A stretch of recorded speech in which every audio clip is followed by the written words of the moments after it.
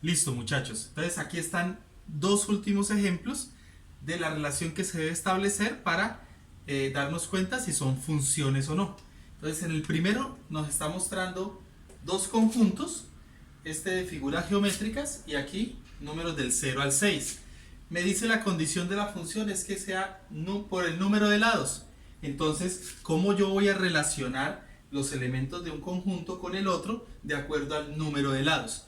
Entonces, aquí tenemos un triángulo.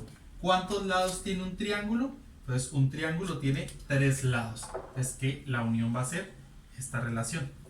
Aquí tenemos un cuadrado y el cuadrado tiene cuatro lados. Entonces, sería esta relación.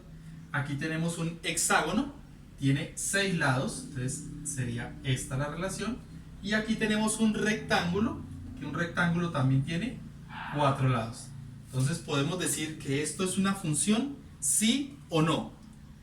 Entonces lo analizamos y vemos que para cada elemento de un conjunto le corresponde un único elemento del segundo conjunto, lo que establece que sí es una función. ¿Listo? Vamos al segundo ejemplo. En el segundo ejemplo dice, para que sea función la condición, que se debe multiplicar por 2. Entonces, cada uno de los elementos del primer conjunto de la variable independiente, recuerden, llamémoslo x y este y, x variable independiente y y variable dependiente. Entonces, vamos a hacer la condición que nos dan, que es multiplicar por 2. Entonces, 0 multiplicado por 2, 0 por 2 da 0. Entonces acá. 1 multiplicado por 2 da 2. 2 multiplicado por 2 nos da 4. Y 3 multiplicado por 2 nos da 6. Entonces fíjense en cómo la relación está, que para los elementos, para cada elemento de la variable independiente o del primer conjunto, le corresponde un único elemento del segundo conjunto, lo que nos quiere decir que también representa una función. ¿Listo? Entonces, espero que les haya quedado claro el concepto de función y cómo se establece matemáticamente una función.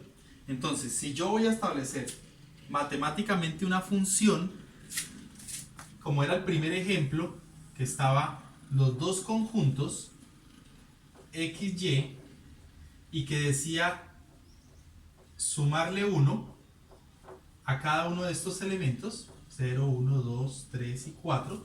Entonces, si yo le sumo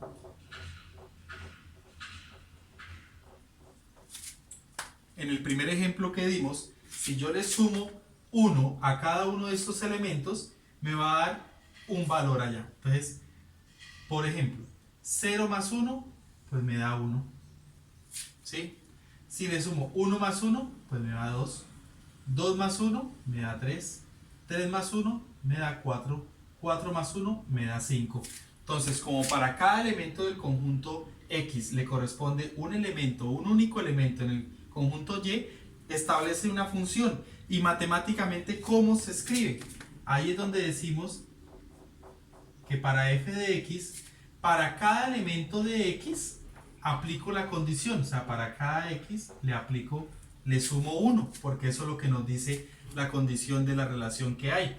Entonces, f de x es el concepto matemático para escribir que es una función y lo que debo hacer con esa función, que es x más 1.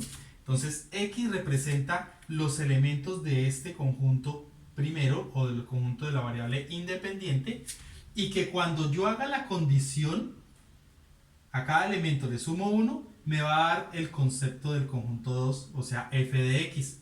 Por eso se llama variable independiente este primer conjunto o los elementos de ese conjunto, porque esos elementos los establece cada uno de nosotros, ¿sí? En cambio, para poder encontrar el resultado de esa operación, dependo de cada uno de los valores de este primer conjunto. Si yo no tengo valores en este conjunto, pues yo no puedo hacer ninguna operación para obtener el resultado del segundo conjunto.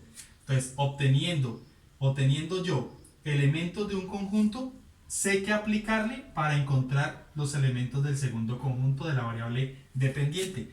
Esto también se puede escribir cuando vaya a hacer uno gráficamente como y es igual a x más 1.